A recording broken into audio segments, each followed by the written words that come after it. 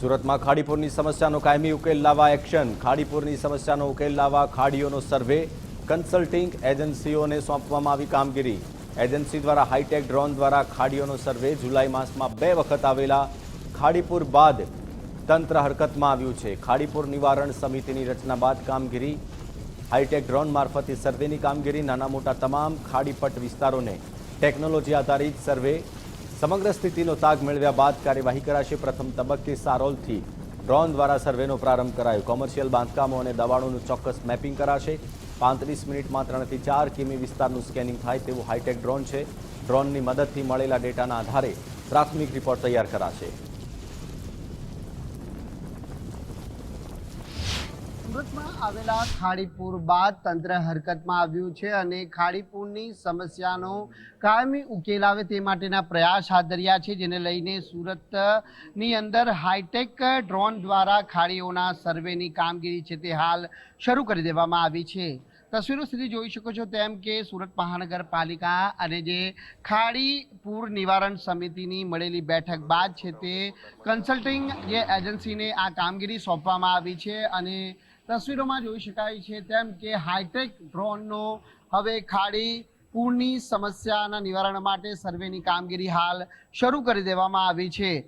ખાસ કરીને શહેરના નાના મોટા તમામ ખાડીપટ વિસ્તારોનો ટેકનોલોજી આધારિત સર્વે શરૂ કરાયો છે, જ્યાં સમગ્ર સ્થિતિનો તાગ મેળવ્યા બાદ આગળની જે કાર્યવાહી છે તે કરવામાં આવશે. આપણે જણાવી દઈએ કે ખાડીના ચોક પોઈન્ટ એટલે કે ખાડીના પાણીનો પ્રવાહ અવરોધાતો હોય ત્યાં મેગા ડિમોલિશનની ડ્રાઈવ પણ આગામી દિવસોમાં હાથ ધરવામાં આવનાર છે, જે માટે મલ્ટીમીડિયા કન્સલ્ટ એજન્સીની નિમણૂક કરવામાં આવી છે અને તે એજન્સી દ્વારા આ પ્રમાણેનો સર્વે છે તે શરૂ કરાયો છે. જે એજન્સી દ્વારા સર્વે અને ડીપીઆર તૈયાર કરવાની કામગીરી હાથ ધરવામાં આવી છે તેમાં સૌથી વધુ અસરગ્રસ્ત વિસ્તારોને પ્રાથમિકતા આપવામાં આવી રહી છે. પ્રથમ તબક્કે સારોલીથી ડ્રોન દ્વારા સર્વેનો પ્રારંભ કરાયો હતો અને આજે બીજા દિવસે ખાડીની પહોળાઈ, ઊંડાઈ અને ખાડી કાંઠે થયેલા રહેણાંક, કોમર્શિયલ બાંધકામો અને દબાણોનું ચોક્કસ મેપિંગ છે તે હાલ કરવામાં આવી રહ્યું છે. પાણીના ઝડપી નિકાલ માટે ક્યાં ખાડી પહોળી કરવાની જરૂર છે, ક્યાં ડી-સિલ્ટિંગ કરવું અથવા તો પ્રોટેક્શન વોલ ઊભી કરવી તે અંગેનો અભ્યાસ પણ છે તે શરૂ કરી દેવામાં આવ્યો છે. 35 મિનિટમાં 3 થી 4 કિલોમીટર વિસ્તારનું સ્કેનિંગ કરી શકતા હોય તે પ્રકારના હાઈટેક ડ્રોનનો ઉપયોગ છે તે હાલ કરવામાં આવી રહ્યો છે. જે ડ્રોનની મદદથી મળેલા ડેટાના આધારે 10 દિવસમાં પ્રાથમિક રિપોર્ટ તૈયાર કરાશે અને જે બાદ 60 દિવસમાં ફાઇનલ ડીપીઆર તૈયાર કરી ડિમોલિશનની કામગીરી છે તે હાથ ધરવામાં આવશે. અધિકારી આપણી જોડે મોજૂદ છે, તેમના જોડે સીધી વાત કરીશું. આપનું નામ? અવિનાશ. અવિનાશભાઈ, શું કહેશો, કઈ રીતની કામગીરી? અત્યારે છેલ્લા 2-3 દિવસથી એસએમસી દ્વારા કન્સલ્ટન્સી હાયર કરીને આપણે સુરતમાં આવેલ વિવિધ ખાડીઓના હાઈટેક ડ્રોન દ્વારા સર્વેની કામગીરી સ્ટાર્ટ કરવામાં આવી છે. તેના દ્વારા આ સર્વે દ્વારા આપણને ખાડીની લંબાઈ, પહોળાઈ, ઊંડાઈ, ખાડી કિનારે આવેલા જે દબાણો છે તેની દરેક માહિતી પ્રાપ્ત થશે. તેના પછી કન્સલ્ટન્ટ દ્વારા ડીપીઆર તૈયાર કરવામાં આવશે અને આ બધું થયા પછી તેની આગળની કાર્યવાહી હાથ ધરવામાં આવશે.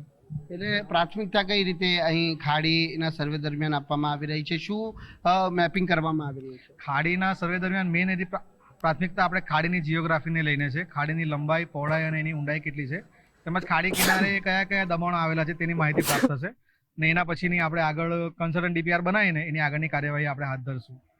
બિલકુલ, કન્સલ્ટિંગ વિભાગ તરફથી ડીપીઆર તૈયાર કરવામાં આવશે અને તે ડીપીઆર રિપોર્ટના આધારે છે તે તંત્ર આગામી દિવસોમાં જે ખાડીના પાણીના પ્રવાહને અવરોધરૂપ બનતા જે દબાણો છે તે દૂર કરવાની જે કાર્યવાહી છે તે કરવામાં આવશે. પરંતુ હવે સુરતવાસીઓને ખાડી પૂરની સમસ્યામાંથી કાયમી ઉકેલ કઈ રીતે આપી શકાય તે માટેના પ્રયત્નો શરૂ થઈ ચૂક્યા છે.